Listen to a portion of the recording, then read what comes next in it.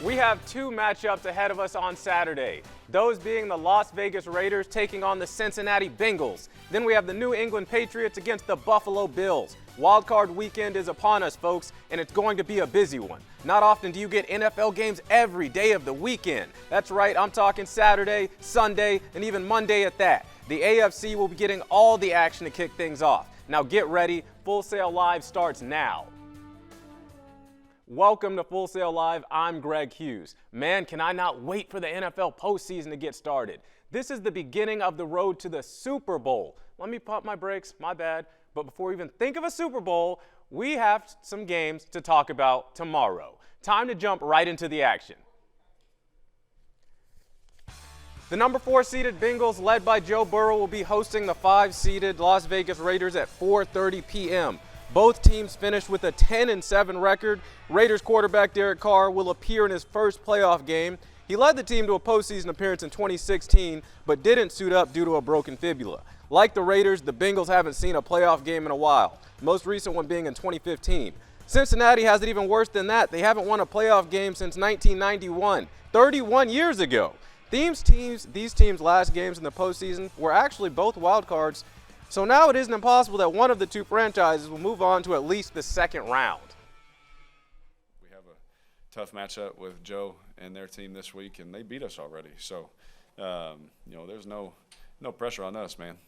I'm just going to go out there and do my best as a 30-year-old old man, I guess. I guess I'm not one of the young guys now, even though we can play till we're 40-ish. I guess as the old guy, I'll just go out there and give it my best shot and see what happens. The last meeting between the Raiders and Bengals ended 32-13. In that game, the Silver and Black managed to hold Joe Burrow to only 148 yards passing with 1 touchdown. Week 16 and 17 of the NFL season alone, Burrow threw for almost 1,000 yards, putting up 971 of them things, with 8 touchdowns to go and not throwing a single interception. He is on a run in his last 4 games, finishing each outing with 100 or more in total QBR. Burrow led the league in total quarterback sacks taken at 51, the most in the NFL by far. If the Raiders are going to want to put an end to this throwing frenzy from Burrow, they need Mad Max Crosby and Yannick Ngakoue to be on their A game. Ngakoue finished the year with double-digit sacks with 10. Crosby had 8, and 2 of those came this past Sunday against the Chargers. Crosby's sack total doesn't show how good he's been this year. He's had 82 pressures in the NFL, most in the NFL actually. Burrow hasn't done well with keeping the ball out of defenders' hands this year. He tied for 3rd in total interceptions thrown by a quarterback with 14. So if Crosby and Ngakoue can get to him, it's going to be a long night in Cincinnati. For those who don't stay up late, the Patriots-Bills game is also going to be a long night. This game doesn't start till 8:15 Eastern time. So that means the people on the East Coast expect to stay up past 11. You may have to wake up Grandpa throughout the game, though. The Pats only finished 1 game back of Buffalo with a 10-7 record to the Bills' 10-6. This would be Josh Allen's 3rd straight season leading the team to the playoffs, something the franchise hasn't done since the early 90s. The Patriots, on the other hand, for the last 2 decades, are playoff regulars. Bill Belichick, like usual, isn't worried at all about his next matchup. Play a team twice every year for multiple years.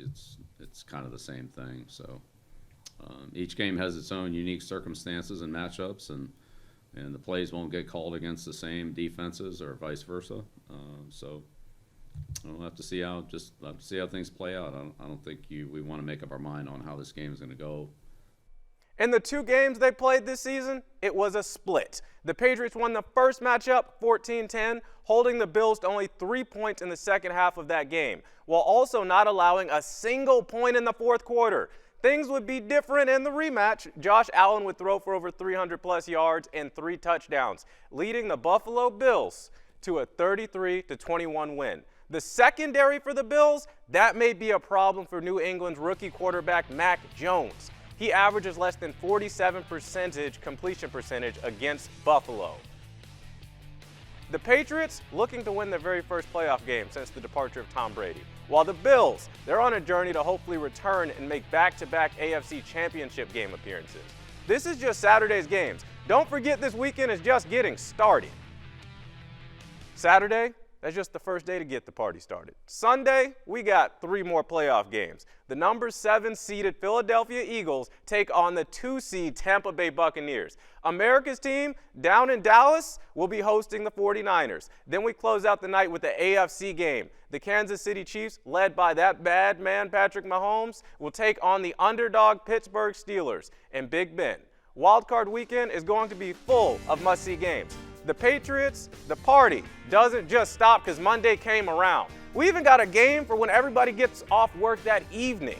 The Arizona Cardinals and Los Angeles Rams will have to go head-to-head. Football is heating up, and so is the NBA.